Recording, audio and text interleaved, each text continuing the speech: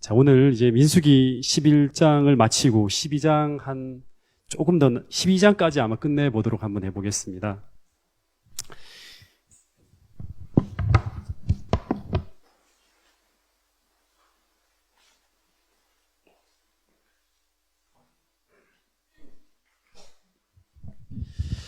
지난 우리 민수기 11장을 통해서 시내 광야를 이제 출발했죠. 시내산을 출발해서 가데스 바네아까지 이제 행진을 시작하면서 겪게 되는 이야기가 쭉 나오는데, 시내산에 출발한 지 3일 만에 그들이 큰 고난을 겪으면서 무너지기 시작해요. 그래서 무너지는데 힘들면 우리는 힘들어서 이렇게 위축될 수는 있지만 하나님을 불신하면 안 돼요. 근데 이 사람들이 하나님을 전면적으로 인도하시면 전면적으로 불신하면서 전진이 불가능한 상황이 돼버립니다. 항상 기억해야 될 것은 가나안으로 가는 것은 믿음으로 가는 거예요. 그래서 믿음이 무너지게 되면 교회는 움직일 수가 없어요. 그래서 이 사람들이 하나님이 주시는 최고의 축복인 만나를 거부합니다. 이 만나를 안 먹으면요, 거부하면 가나안을 갈 수가 없고, 다른 음식을 먹어서는 갈 수가 없는 거예요. 길이에요. 그래서 이런 백성들의 모습을 보면서 모세가 또 이제 무너집니다. 그래서 이 도미노예요. 백성이 무너지면 지도자도 같이 무너지는 거예요. 이렇게. 백성이 계속 받쳐줘야지만 모세가 힘을 내는데, 백성이 하도 힘들게 하니까 이 모세가 무너지는 거예요.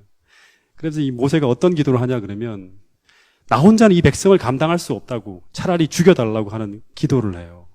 근데 이 기도가, 제가 이런 기도를 했으면 하나님이 그렇게 슬퍼하지 않아요. 근데 누가 이런 기도를 한 거예요? 하나님을 시내산에서 40일 동안 복도한 사람, 굉장히 큰 빛을 본 사람, 절대 이런 말을 해서는 안 될 사람이에요, 이 모세가. 근데 이런 어떻게 보면 믿음을 부인하는 그런 기도를 하면서 불평에 가까운 어떤 기도를 해요. 그래서 이 기도에 대한 응답으로 하나님이 이렇게 하나의 징계를 내리는 거죠. 70명을 소집하게 해요, 지도자를. 근데 이 70명의 장로들을 소집하는 것이 하나님의 뜻이 아니었다는 거예요. 그러니까 우리가 믿음을 떠나서 우리 삶에서 구하는 모든 것들은요, 다 축복이 될 수가 없어요. 그리고 이 만나를 거부하고 고기를 달라고 하는 이 백성들의 원망과 불평에 대해서도 하나님은 뜻이 아니지만 허락을 합니다. 이제 요 얘기를 좀 계속 다룰 거예요. 근데 그 고기를 달라는 그 원인이 무엇인가 하면 18절을 보세요, 한번. 이 민수기 11장 18절.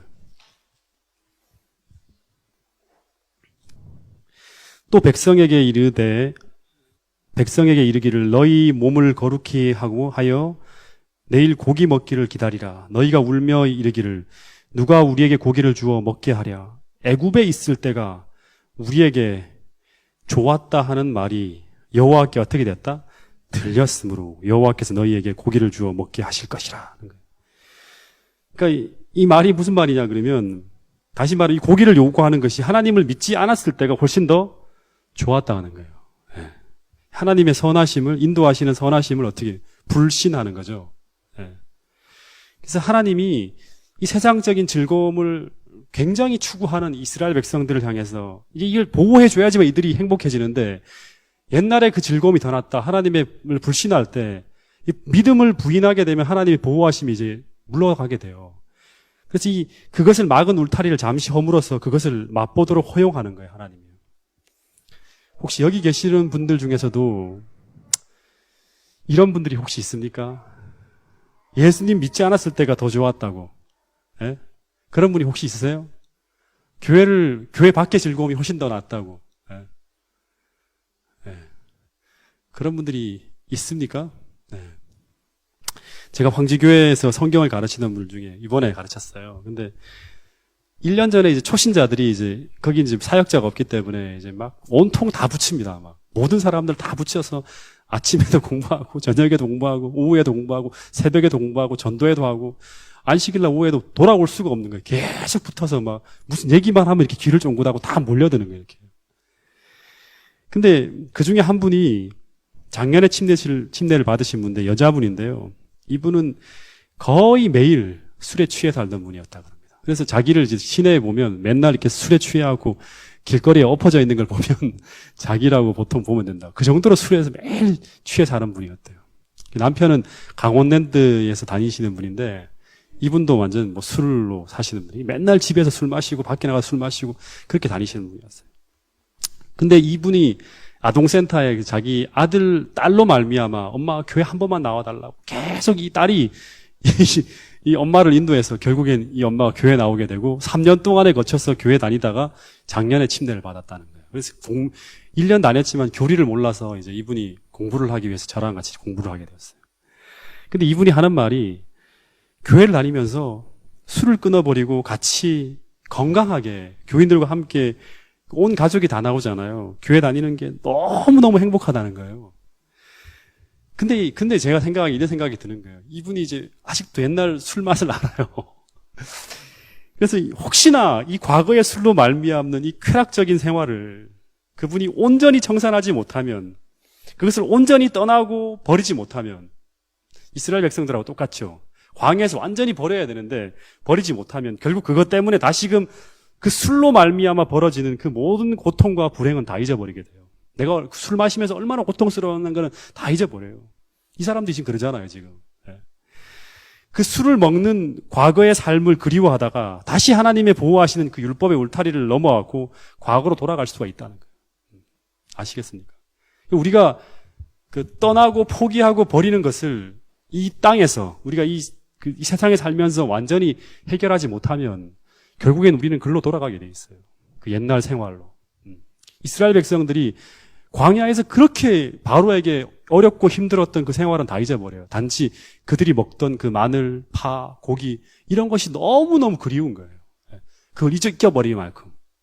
다시 돌아가서 그 노역을 한다 하더라도 이것을 포기할 수 없다고 그러는 거예요. 결국 하나님이 허용하는 거죠. 여러분, 하나님이 지금 이들에게 고기를 공급하지 않는 이유는 그것을 입에 대며 먹고 살아서는 이 광야 생활을 견디지 못하기 때문에 하나님이 고기를 제한하셨다고 지난번 우리가 부조와 선지자를 통해 봤습니다. 그래서 그것 대신에 하나님이 뭘 주셨다? 훨씬 더 유익한 만나를 주신 거예요. 하나님이 주시는 은혜를 주신 거예요, 이제. 그거 대신에. 그런데도 불구하고 하나님이 이들이 극구 세상적 쾌락을 원할 때 하나님은 그것을 어떻게 하냐 그러면 허락하시는 단어보다 더 적합한 게 뭐라 그랬죠? 허용한다고. 하나님이요, 우리의 선택을 절대 강제하지 않습니다. 성경을 보면. 하나님은 우리에게 아무리 좋은 것을 주셔도 그것을 좋은 것으로, 다시 말하면 축복으로 받지 못하는 사람에게는 절대 강제로 주실 수가 없다 그랬어요. 이게 하나님이 일하시는 방법이에요. 마치 사무엘 시대 그 왕을 요구할 때, 이건 왕을 허락하면 언약이 깨지잖아요. 안 되는데도 불구하고 하나님이 뜻은 아니지만 허용하시는 거예요. 이 계속 성경에 보면 보여요. 같은 패턴으로. 지난 시간 제가 이 민수기를 통해서 아주 중요한 교훈을 하나 말씀드렸는데요. 천국 시민이 되려면, 다시 말하면 천국에서 행복한 삶을 살 수 있으려면 오늘 우리는 이 땅에서 하나님과 함께 동행하는 삶이 행복해야 된다고 그랬어요. 네. 정말 중요합니다. 다시 말하면 이 말은 하나님이 주시는 축복들을 이 땅에서 축복으로 받을 수 있어야 돼요. 네. 그 축복을 행복하게 누릴 수 있는 사람만이 그런 사람이 돼야지만 천국에서도 진정한 천국 시민이 될 수 있는 거예요. 그래서 이 부조와 선지자라든가 또는 대쟁투 이렇게 읽어보면 하나님이 우리가 하늘에서 살 수 없는 것은 바로 뭐냐 그러면 하늘이 지옥이 되기 때문에 그렇다는 얘기들을 많이 보셨죠. 이 땅에서 우리가 성도가 되지 못하면. 그래서 엘렌 화이트이 이런 말을 했습니다. 그대가 하늘에서 성도가 되고자 한다면, 하늘에서 성도가 되고자 하면 그대는 먼저 지상에서 성도가 되어야 한다. 그대가 간직하고 있는 품성의 특성은 죽음에 의해서나 부활에 의해서도 변하지 않을 것이다. 그대는 가정과 사회에서 나타냈던 동일한 성향을 가지고 무덤에서 나올 것이다. 변화의 사업은 지금 이루어져야 한다. 우리가 하늘의 처소에 적합한 자가 되려면 그리스도의 은혜를 통하여 품성의 결함들을 회개하고 극복해야 하며 이 은혜의 시기 동안에 균형 잡힌 품성을 이루어야 한다. 재림 성도의 가정에 있는 말씀이에요. 여러분, 제가 지난번에 얘기했지만 하나님의 백성들은 갈대아 우르라는 메소포타미아 문명과 이집트라는 이 문명을 떠나고 포기하고 버리는 사람이 되었을 때 아브라함이라든가 모세가 진정으로 하나님의 은혜를 받는 자리로 나갈 수 있었다 그랬어요. 여러분, 오늘 정말 하나님만이 주시는 이 만나와 같은 하늘의 축복들이 감사하고 우리를 행복하게 하고 그것을 축복으로 누릴 수 있는 사람이 되기 위해서 우리가 정말 비록 고통스럽지만 오늘 우리는 하나님이 주시는 축복이 되기 위해서 이전에 즐기던 옛 생활들, 애굽을 떠나고 포기하는 이 일을 우리는 우리의 본성과 싸우면서 해결해 나가야 돼요. 여러분, 정말 하나님과 함께 보내는 삶이 가장 행복하다고 고백했던 그 아브라함처럼, 그래서 갈대아 우르를 떠나고 나왔던 것처럼 오늘 여호와로 말미암는 그 기쁨을 알기 때문에 우리가 세상적인 모든 것들을 포기하고 십자가를 지고 하나님을 따를 수 있는 그런 진정한 성도가 될 수 있기를 간절히 바라겠습니다.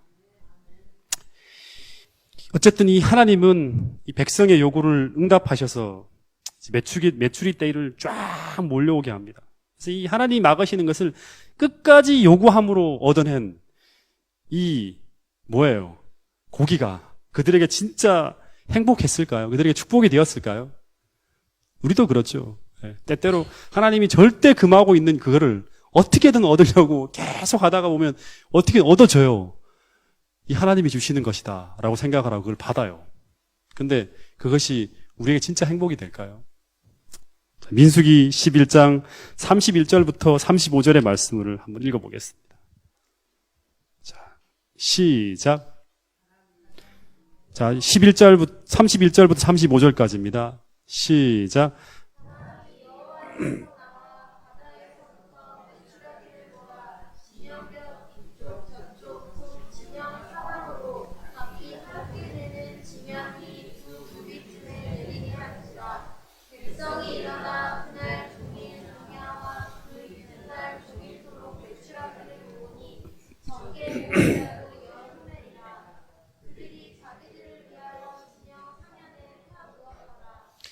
고기가 아직 이 사이에 있어 씹히기 전에 여호와께서 백성에게 대하여 진노하사 심히 큰 재앙으로 치셨으므로 그곳 이름을 기브롯 하다와라 불렀으니 욕심을 낸 백성을 거기 장사함이었더라.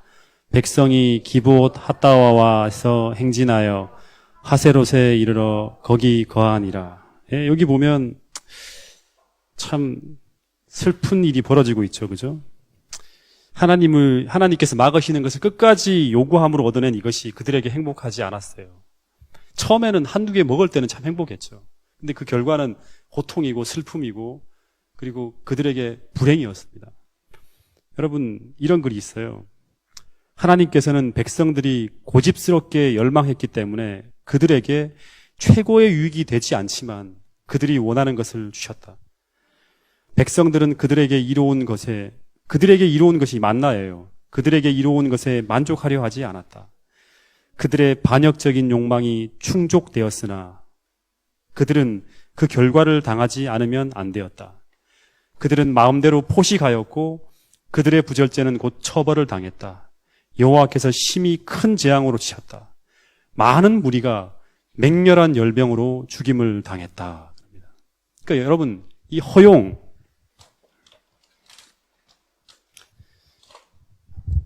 하나님이 우리를 끝까지 막지는 못해요. 자유의지를 주셨기 때문에 이 허용이란 단어 속에서 이걸 좀 잘 이해를 해야 되는데, 그러니까 이 허용에는 반드시 그 허용한 길을 따라감으로 말미암는 하나님이 주시는 것은 아니죠.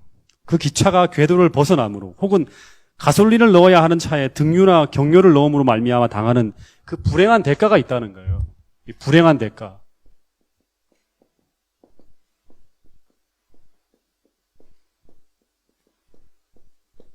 이 불행의 대가는 어떻게 보면 징계라는 거죠. 이 징계. 그러니까 교육하는 거예요, 하나님이. 다시금 돌아오게끔. 이것이 얼마나 슬프고 얼마나 너희들에게 고통인지를 교육하는 거예요. 불행의 대가를 치르는 거예요. 그래서 여러분, 하나님께서 하나님의 율법에서 금하신 그 규례는요, 우리의 건강과 우리의 행복을 지켜주는 하나님이 쳐놓으신 울타리예요, 울타리. 예. 그러니까 율법이라는 것은 우리를 보호하는 울타리 같은 거예요, 울타리. 그래서 이걸 넘어감으로 말미암아 우리의 행복과 평안을 잃어버리게 돼요. 이걸 넘어가면. 예. 어느 거 하나라도 마찬가지예요. 하나님 말씀하신 거는 다 지켜야 돼요, 어떻게 보면요. 그래서 우리가 바라고 원하는 그 죄악적인 성향대로 우리가 인도되어지기를 하나님 바라지 않습니다. 그래서 하나님은 그 길을 끝까지 막아요. 계속 못 가게 합니다. 계속. 저도 때때로 보면 그런 것들을 많이 느껴요. 하나님이 막으시는 것들을. 양심에서 느낄 수가 있어요. 그리고 하나님은 그 성향이 하나님의 은혜와 도우심으로 변화되어지고 고쳐지기를 바라요. 그러니까 우리가 처음에는 만나가 먹기 힘들지만, 왜냐 그러면 처음부터 채식이 맛있는 사람이 있습니까? 처음에 현미밥 되기 힘들잖아요. 그죠? 그런 것처럼 이게 계속 먹다 보면 하나님의 은혜로 맛있어지고 고소해지고 그리고 참 우리 입맛에 딱 맞게 될 수가 있잖아요. 그래서 하나님이 우리의 성향이 하나님의 은혜와 도우심으로 변화되어지고 고쳐지기를 바라요. 다시 말해 그 방향을 스스로의 선택을 통해서 바꾸기를 바란다는 거예요. 여러분 오늘 이 민수기 11장의 교훈을 통해서 하나님이 우리에게 주시는 모든 것은 다 선한 것이고 그리고 하나님이 우리에게 금하신 모든 계명들은 우리를 보호하는 사랑의 울타리임을 잊지 않고 그 경계를 함부로 넘지 않기를 그렇게 살지 않기를 결심하는 여러분과 제가 될 수 있기를 간절히 바라겠습니다. 신명기 10장 13절 보세요. 이 신명기 10장 13절은 우리 지은이가 큰 목소리로 한번 읽어보세요.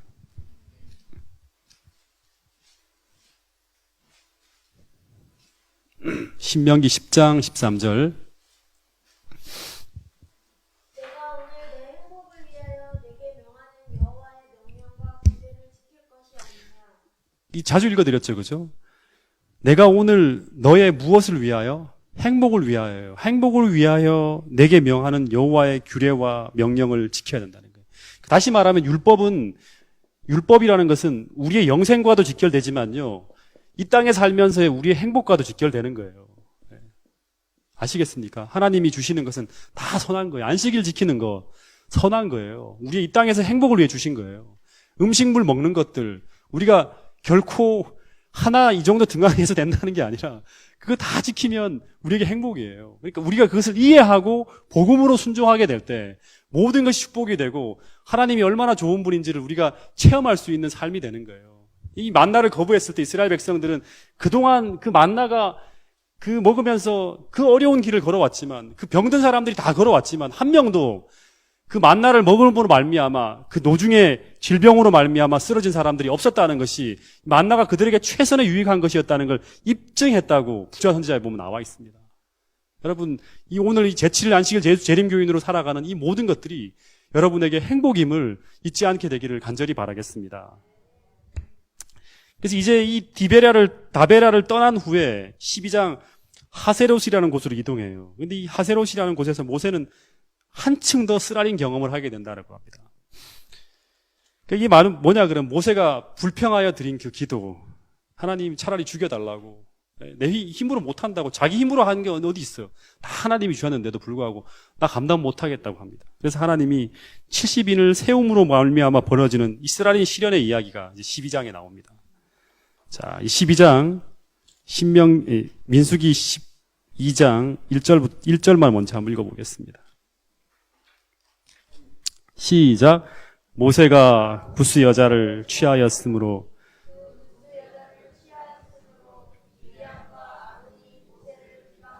이 구스 여자가 누굴까요? 구스 여자 이름을 맞추시는 분. 구스 여자가 누굽니까? 구스 여자가 누굽니까? 구스라는 게 어디 사람이죠? 구스. 예? 이디오피아잖아요, 이디오피아. 예. 모세가 왜 갑자기 이디오피아 여자를 취합니까? 이 구스 여자는 모세의 아내죠. 모세의 아내 이름이 뭡니까? 시보라죠. 시보라입니다. 근데 퀴즈. 시보라는 어디 출신입니까? 예? 시보라 어디 출신이에요? 아버지가 미디안 광야 제사장 이드로였잖아. 우리 그때 공부했잖아요. 호밥 얘기하고 했잖아요. 그러니까 이 시보라는 미디안 광야 출신이에요. 미디안 출신입니다. 이 미디안이라는 사람은 누구다? 미디안이라는 사람은 누구의 아들이에요? 아브라함의 아들이죠. 그드라의 아들이잖아요. 그러니까 아브라함과 같은 형제예요. 이렇게 시보라는 이방 여자가 아니죠. 예. 그리고 이 십보라의 아버지도 하나님을 잘 섬기는 사람이에요. 근데 왜 여기서는 미디안 사람을 가지고 구스 여자라 했을까? 예? 이 부조와 선지자를 보니까 이 십보라의 피부색이 좀 검었는가 봐요. 예. 검은색이었어요, 약간. 예. 그래서 이 아론과 미리암이 조롱 삼아서 이 십보라를 구스 여인이라고 불렀다 그럽니다. 조롱 삼아하고. 예. 이디오피아 사람 원래 시커멓잖아요. 예. 그래서 다시 말하면 이 아론과 미리암이 이 십보라에게 그리고 모세에게 좋은 감정이 아니었다는 걸 말하고 있습니다. 좋지 않은 마음을 품고 있다는 거예요, 지금. 근데 이 아론과 미리암은 모세와 어떤 관계입니까? 아론하고 미리암은 모세와 어떤 관계죠? 아론은 어떤 사람이죠? 모세의 형이 친형이잖아요. 미리암은 모세의 누이입니다, 누이. 예. 형과 누이예요. 원래 이 아론이란 사람은 우리가 잘 알고 있는 대로 모세의 이과 같은 사람이죠. 모세의 대변자였어요. 그리고 이 미리암은 어떤 사람이죠? 미리암이 모세를 위해서 한 일, 출애굽기 공부했으면 알 텐데. 미리암이 어떤 일을 했죠? 예. 예. 예. 예. 예. 예. 우리 집사님 훌륭하십니다.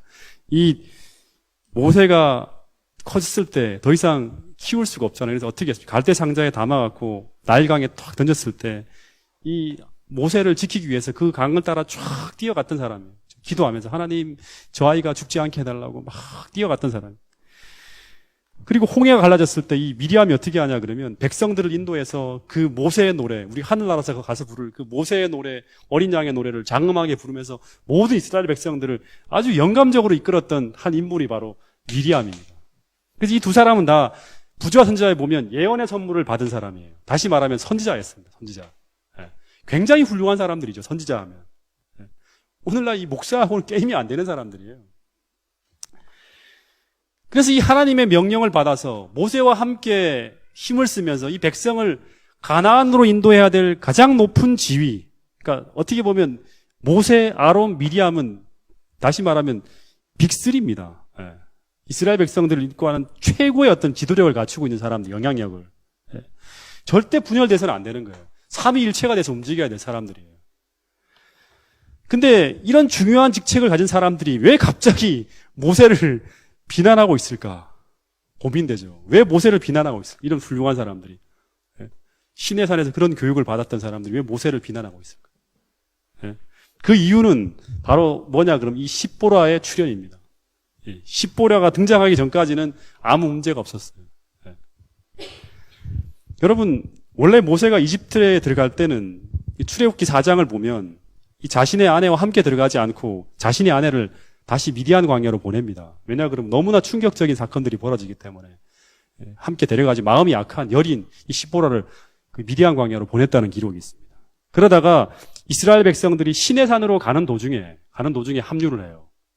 이 아버지 이드로와 함께 돌아오는데 이 십보라가 모세를 보니까 모세가 진 짐이 너무나 많은 거예요. 감당할 수 없을 만큼 하루 종일 막 재판하고 하는 일이 너무나 불쌍해 보여서 이 자신의 아버지 이드로에게 어떻게 모세를 도울 수 있을까 이야기를 해요. 그랬더니 이 아버지가 이드로가 즉시 출애굽기 18장에서 어떤 일을 하죠? 백부장, 천부장 제도를 도입해서 그 모세를 도울 수 있는 이런 방안을 쫙 제시합니다. 근데 모세가 그걸 듣자마자 즉시 그 권고안을 받아들입니다. 근데 이 일이 형 아론과 미리암의 불편한 감정을 일으키게 만듭니다. 이들이 느끼기에는 이 사건은 모세에 대한 그들의 영향력이, 자신의 영향력이 가장 커야 되는데 이드로보다 크지 않은 것처럼 보이게 만드는 거예요. 다시 말하면 무슨 마음, 이런 마음을 뭐라 그러죠? 시기심과 질투심이라 그럽니다. 제가 이거 보고 참 크게 느꼈습니다. 아니, 이런 대단한 사람들이 이런 거에 속에서 지금 무너지고 있는 거예요. 근데 이 일을 이게 한 번까지는 참고 넘어갔는데 이 모세가 다시금 지난주에 얘기했죠. 다베라에서 이스라엘 백성들이 만나를 거부하면서 막 불평하고 있을 때 이 모세가 너무 힘들어서 이 70인의 장로를 소집하게 되는데 이때 또 모세가 자신들과 의논하지 않고 또다시 어떻게 독자적으로 70인의 장로를 세우는 걸 보고 이들이 자기의 지위와 권위가 무시당했다고 느낍니다. 그러니까 하나님이 이 상황적인 걸 아시기 때문에 지금은 이 70인의 장로를 세우면 안 될 때라는 걸 아시고 하나님이 계속 거부했던 거예요. 근데 모세가 못하겠다고 힘들다고 막 하니까 하나님이 그걸 허용했던 거예요. 하나님의 뜻이 아니었죠. 이 상황에서는. 왜냐 그러면 아론과 미리암과의 분열이 이루어질 수 있는 상황이기 때문에 하나님이 막았던 거예요. 그래서 이 70인의 장로가 세워지고 아론과 미리암의 마음에 이 불편함이 생기게 되면서 이 아론과 미리암은 이렇게 자신들이 무시를 당하는 이유가 누구 때문이다? 십보라 때문이다. 십보라가 모세에게 영향을 주기 때문에 이런 문제가 벌어진다고 생각하게 돼요. 그래서 이 십보라를 어떤 여자다? 이 구스 여자야, 저 여자는. 우리 하나님 백성 아니야. 구스 여자라고 하고 조롱하고, 그리고 모세가 이 십보라와 결혼한 것은 이방인 여자가 결혼한 잘못된 결혼이라고까지 비난을 하게 됩니다. 잘못된 결혼이다. 이 부조화 선지자에 보면 나와요. 근데 여러분, 이 십보라가 구스 사람이 아니라 아브라함의 아들, 미디안의 후손이고, 그리고 부조화 선지자를 보면 이 십보라는 그의 아버지와 같이 참 하나님을 섬기는 사람이었어요. 절대 근거 없는 비난이고 무고고, 이걸 상대로 모세가 바로 상대와 싸울 수도 있었어요. 당신 그 말 똑바로 하라고. 지금 바로 적어놨다고. 그 근거 있는 얘기냐고 하면서 막 이렇게 싸울 수 있었어요. 근데 모세가 이들을 상대로 아무런 반응이 없어요. 그래서 이 두 사람이 여기서 그치지 않고 더 나아가서 이제 무서운 짓을 합니다. 이 일로 말미암아 큰 일이 벌어져요. 바로 모세의 권위에 도전합니다. 12장 1절, 2절을 읽어보겠습니다. 자, 다시 한번 우리 지은이가 읽어봐요. 1절, 2절. 모세가 구스 여자를 취하였더니 구스 여자를 취하였으므로 미디안과 아론이 모세를 비방하니라. 그들이 이르되 여호와께서 모세와만 말씀하셨느냐 우리와도 말씀하지 아니하셨느냐 하매 여호와께서 이 말을 들으셨더라. 네, 여기 보면 3절까지 읽어볼까요? 3절 하나 더. 이 사람 모세는 온유함이 지면의 모든 사람보다 더하더라. 네, 다시 말하면 이들은 하나님이 언제 모세하고만 이야기했느냐 그러는 거예요. 자신들과도 교통하신다고. 왜냐 그러면 선지자잖아요. 네, 아론과 미리암이. 하나님이 우리하고도 교통한다고. 모세가 독자적으로 결정하는 것은 잘못된 결정이라고 하면서 모세에 부여된 권위를 정면으로 무시하며 도전하는 거예요. 그러니까 다시 말하면 자신들이나 모세나 똑같은 존재라고 하는 거예요. 일리 있는 말입니까? 일리 있는 말이죠. 일리 있는 말이에요. 다 교통하잖아요. 하나님과. 모세하고도 교통하고. 근데 이때 모세의 마음이 가장 아팠다 그럽니다. 모세의 마음이. 왜냐 그러면 모세는 당시 이스라엘 백성들의 불평만으로도 너무나 힘든 한계 상황을 맞고 있었어요. 근데 자신의 가장 가까이에서 자기를 도와야 할 이 자신의 형제들인 이 미리암과 아론을 통해서도 비난과 공격을 받게 될 때 백성들에게 받는 이 불평 불만보다 훨씬 더 쓰라린 고통을 당하였다 그럽니다. 아마 우리 누나가 여기 와갖고 나를 공격한다 그러면 제가 굉장히 섭섭하고 서운했겠죠. 그죠? 똑같은 거예요. 근데 이 모세가 어떻게 했을까요? 모세가 넉넉히 참고 견디었다 그럽니다. 이 상황에서. 할 말 되게 많죠. 아론 너 진짜 옛날에 어디 출애굽기 33장에서 어떤 일 했어 너? 금송아지 숭배하면서 완전히 내가 무너질 때 니 살려준 거 생각도 안 하냐? 니 이런 말 할 자격이 있냐? 하면서 이렇게 대들 수 있었어요. 충분히. 그리고 니 한 말도 다 무고라고 싸울 수 있었어요. 근데 모세가 묵묵히 아무 말도 하지 않고 견뎠다 그럽니다. 여러분 이것이 바로 뭐냐 그러면 아주 중요한 거예요. 할 말이 너무나 많았지만 아무 말 없이 묵묵히 견디었다. 이제 이게 부조화 선지자에 나온 그 기록이에요. 이것이 이 시험에서 정답을 쓰는 것이었어요. 여러분 모세가 이전에 다베라에서는 백성들의 원망과 불평을 들었을 때 그는 믿음으로 대처하지 못하고 하나님께 원망하면서 이 일을 감당하지 못하겠다고 하면서 믿음의 부족을 드러냈어요. 그 일로 말미암아 70명의 장로가 세워지게 되고 그리고 그 일로 말미암아 이런 고통스러운 일이 벌어진다는 것을 모세가 학습을 했습니다. 다 알고 있었어요. 학습을 했다는 거예요. 그래서 이제 모세는 그 실수를 통해서 교훈을 받고 이제 회개함으로 믿음으로 같은 상황에서 다른 답을 쓰는 거예요. 다른 모습으로 대처하는. 이게 바로 성도의 모습이에요. 이 시내산에 애굽을 통과해서 시내산으로 가는 모습과 시내산에서의 시작해서 다시 가나안으로 가는 모습은 달라야 된다 했죠. 믿음 있는 사람은 계속 학습을 통해서 넘어지지만 의인은 7번 넘어지만 8번 일어서면서 계속 같은 자리에서 일어서는 게 아니에요. 계속 배우면서 학습하면서 넘어질 수 있지만 배우면서 은혜 받은 사람으로 다른 모습으로 변화되어져 가는 거예요. 모세가 그 모습을 정확하게 보여주는 거예요.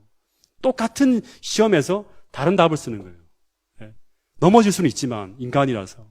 하지만 거기서 학습을 해야 돼요. 배워야 되고 하나님께서 우리에게 주시는 교훈을 받은 사람이 바로 누구냐면 모세예요. 그래서 하나님이 이 믿음을 보신 후에 모세가 묵묵하게 참는 거예요. 정말 고통스럽지만 하나님이 그 시험에 정답을 쓰는 걸 보고 하나님이 개입하시는 거예요. 4절부터 9절 어떻게 개입하는지 보겠습니다. 지은이가 또 읽어봐요. 큰 소리로.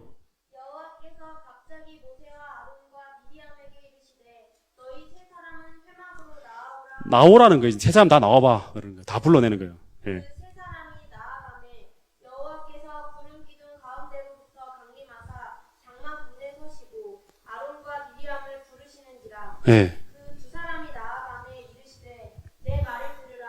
너희 중에 선지자가 있으면 나 여호와가 환상으로 나를 그에게 알리기도 하고 꿈으로 그와 말하기도 하거니와. 그러니까 선지자가 있으면 선지자가 두 사람이죠. 미리암과 아론 두 사람에게는 내가 꿈으로도 알리고 그 다음에 이상으로도 너에게 알리기도 하지만 네 두 사람이 그렇게 교통하지만 하는 거예요. 이게 하나님이 아론과 미리암을 대하는 방법이라는 거예요. 그 다음에 보세요. 내 종 모세와는 그렇지 아니하니 음. 그는 내 온 집에 충성하니라. 예. 계속. 그와는 내가 대면하여 명백히 말하고 은밀한 말로 하지 아니하며 음. 그는 또 여호와의 형상을 보거늘 음. 너희가 어찌하여 내 종 모세 비방하기를 두려워하지 아니하느냐. 예, 여기서 하나님이 게임을 딱 심판했어요. 아론과 미리암은 모세가 자신과 같은 지위의 사람들이라고 얘기했고, 하나님은 모세가 다른, 니들과는 특별히 다른 지위를 가지고 있는 사람이라고 분명하게 한 거예요. 너희는 꿈이나 이상으로만 나의 뜻을 확인하는 선지자지만, 모세는 선지자 중에서도 특별한 사람이다. 다시 말하면 모세는 하나님과 직접 대면한 사람이고 하나님의 형상을 본 사람이다. 나는 모세와는 이상으로 말하지 않아. 그러니까 다시 말하면 환상이나 계시를 통해 말하는 게 아니라 무슨 동물을 통해 말하는 게 아니라 직접 대면해 말한다는 거예요. 직접 계시하더라도 모세는 이해할 수 있는 사람이라는 거예요. 그래서 이 모세가 이런 미리암과 아론과 다른 특별한 지위를 부여받은 이유를 설명하고 있는데 그것은 모세가 지닌 특별한 지위 때문이 아니라 그래요. 그 이유가 바로 뭐냐 그래요. 모세가 이런 하나님 앞에 특별한 사람이 될 수 있는 이유는 3절이에요. 그가 특별한 지위로 받은 사람이 아니라 이런 사람이기 때문에 특별하다 그럽니다. 3절에 뭐예요? 이 모세는 온유함이 지면의 모든 사람보다 더하니라, 승하니라. 정말 이게 정말 중요한 거예요. 다시 말하면 모세의 품성이 너희 두 사람들과 비교할 때는 비교조차 할 수 없을 만큼 탁월하다는 거예요. 너희는 작은 것 하나 가지고도 시기하고 질투하며 견딜 수 없어 하지만 모세는 너희들의 그 모든 무고에 대해서도 할 말이 그렇게 많지만 묵묵히 한마디도 대꾸하지 않고 온유하게 하나님을 우러러서 지금 계속 하나님께 기도하고 있지 않느냐. 게임이 안 된다 너희들하고는 하는 거예요. 여러분 결국 교회에서 높임을 받는 사람은 품성이 탁월한 사람이에요. 그리고 하나님은 그런 사람을 모세처럼 사용할 수 있다는 거예요.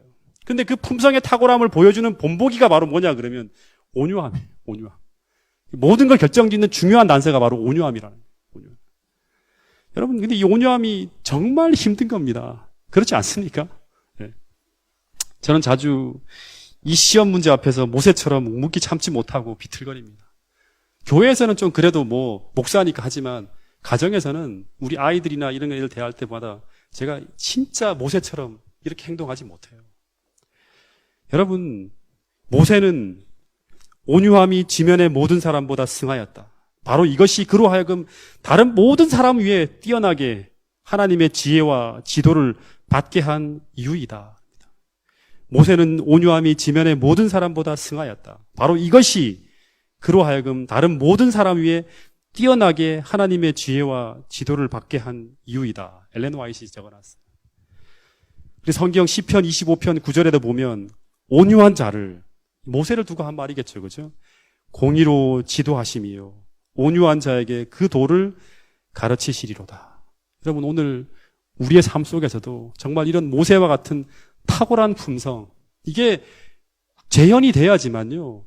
예수님이 재림하시는 거예요. 오늘 우리가 애굽을 포기하고 버리고 날마다 이것을 추구하면서 모세처럼 한 번은 넘어지고 자꾸 넘어지고 하지만 넘어지는 것이 계속 같은 자리에 반복되는 것이 아니라 학습을 하고 배워서 하나님의 은혜를 구함으로 말미암아 정말 이 모세가 추구했던 이 온유함이 지면에 승한 사람, 품성의 탁월함을 우리 모두 이루어낼 수 있는 동작중앙교회 성도 여러분이 될 수 있기를 간절히 바라겠습니다. 이 하나님이 미리암과 아론의 이런 모습 속에 진노했어요. 앞에 세워놓고 진노하고 떠나갔는데 이 진노함의 증거로 첫 번째는 성막에서 구름이 사라져요. 하나님이 떠나가는 거예요. 왜냐 그러면 지도자들 2명이 다 똑같은 모습으로 무너졌잖아요. 그래서 하나님이 떠나가요. 영광의 구름이 사라졌어요. 그 두 번째는 이 모든 잘못의 시작이 누구냐 그러면요. 아론은 어떤 사람이냐 그러면 미리암이 한 말에 같이 거둔 사람이에요. 동조한 사람이에요. 직접적인 이 모세를 비방해온 시작은 이 미리암이었어요. 미리암. 그래서 하나님이 미리암을 벌을 줘요. 두 사람을 불러냈지만 미리암에게 벌을 줍니다. 그래서 이 미리암이 어떻게 되냐면 문둥병에 걸립니다. 그래서 온몸이 눈처럼 이렇게 하얗게 변합니다. 한 삽시간에. 그리고 그 온몸이 썩어가는 거죠. 말 그대로. 그래서 이 미리암의 아론과 미리암의 교만심은 땅에 떨어졌다 그럽니다. 이걸 보면서 완전히 무너집니다. 그리고 아론이 죄를 자복하면서 그의 누이가 이 몸서리치고 치명적인 벌로 죽임을 당하지 않게 해달라고 모세에게 애원을 합니다. 모세가 도와달라고. 그래서 모세가 기도를 말미암아 미리암이 낫게 되는데, 근데 바로 회복되어지고 난 다음에 바로 진영 안으로 들어오지 않고요. 기록에 보면 7일 동안 진영 밖에 격리시켜 버립니다. 다시 말하면 하나님이 철저하게 이 치명적인 문둥병과 같은 이 교만의 죄를 철저하게 회개하도록 만드는 거예요. 아무리 높은 사람이라 하더라도. 그리고 난 다음에 미리암이 진영에 돌아오기까지 하나님의 은총의 상징인 구름 기둥이 성막 위에 다시 나타나지 않아요. 계속 기다리는 거예요. 다시 말하면 이 미리암이 여전히 징계를 받고 있지만 이 사람은 이 교회 지도자로서 서야 되는 거예요. 그래서 이 사람이 돌아올 때 하나님의 영광의 구름이 다시금 돌아오는 거예요. 여러분, 이 질투라는 게 어디 있어요? 질투, 시기심이 질투심이죠. 진짜 무서운 겁니다. 네. 다윗과 사울의 싸움에서도 사울이 무너지게 된 게 바로 이 질투죠. 그죠? 여러분, 이게 사소한 것처럼 보이지만 굉장히 무서운 거예요. 정말 공동체를 완전히 와해시킬 수도 있을 만큼 무서운 거라는 걸 오늘 교훈을 통해 보여주는 거예요. 심지어 선지자로도 큰 믿음을 가지고 살았던 이 아론과 미리암을 아주 형편없는 사람으로 만들어버린 게 바로 이 질투심이에요. 이런 위대한 사람을 그 애굽의 7재앙을 같이 다 목격하고 영광 속에서 하나님의 큰 비전을 가지고 엄청난 큰 비전을 가지고 이스라엘 백성 200만 명을 이끌어서 온 세상을 복음화시키는 하나님 나라를 세우는 그 중심축에 섰던 이 두 사람을 아주 사소한 문제 때문에 아주 형편없는 사람으로 만들어버리게 만든 것이 바로 뭐냐 그러면 이 질투심입니다. 엘렌 화이트는 뭐라고 얘기했냐 그러면요. 질투는 인간의 심중에 존재할 수 있는 가장 악마적인 특성의 하나이며 그 결과는 가장 불행한 것 중에 하나이다. 현이는 똑똑한 사람이죠. 그죠? 부는 잔인하고 노는 화죠. 그죠? 창수각거니와 투기 앞에서는 누가 서리요. 부는 잔인하게 만들고 노하는 거는 창수같이 막 모든 걸 다 덮어버리죠. 그죠? 근데 투기 앞에서야 누가 서리요. 가장 무서운 게 바로 이 질투심이라는 거예요. 하늘에서 불화를 처음 일으킨 것은 질투심이었고 그것에 빠지는 것은 인간에게 말할 수 없는 화를 가져왔다.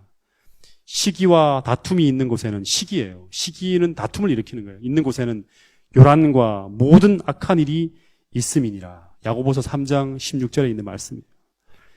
여러분, 결론적으로 얘기하면 결국 이 모세와 아론 그리고 이스라엘 백성들의 이 불평과 불신이 전부 징계를 통해서 치유되어져요. 근데 원래는 이런 징계 없이도 갈 수 있었죠. 그죠? 근데 이제 이게 교육받지 못함으로 말미암아 다시금 하나님이 그 징계함으로 말미암아 다시금 회복시키는 걸 볼 수 있어요. 근데 이것이 치유되어졌을 때 결국 믿음이 회복되어지고 그리고 믿음이 회복되어졌을 때 비로소 가나안을 향한 진군이 시작됩니다. 여러분 오늘 우리 마음속에 이런 동일한 죄들, 동일한 문제들이 있다 그러면 오늘 우리 신앙의 전진에는 발목이 잡힌 거예요. 전진할 수가 없어요.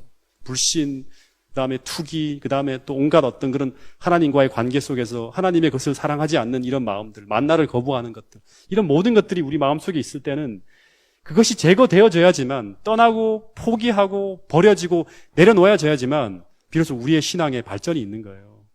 여러분 오늘 우리 모두는 이 가나안을 향해 나가는 동작중앙교회라는 한 배를 탄 사람이에요. 우리 개인적인 문제도 되지만 또 한편으로는 여러분 한 분 한 분의 그런 문제와 신앙적인 그런 하나의 모든 것들이 교회와 같이 연관되어지는 거예요. 여러분 가나안을 향해 가는 이런 우리의 어떤 한 배를 탄 사람들 속에서 이 믿음을 무너뜨리는 이런 불신이 우리 마음속에 존재하지 않도록, 그리고 우리 교회가 그런 어떤 부분에서 자초되어지지 않도록 여러분 한 분 한 분이 극복하고 이겨냄으로 말미암아 이 교회가 하늘 가나안까지 순항할 수 있는 그런 동작중앙교회 모든 성도들이 될 수 있기를 간절히 바라겠습니다. 오늘 말씀을 줄이겠습니다.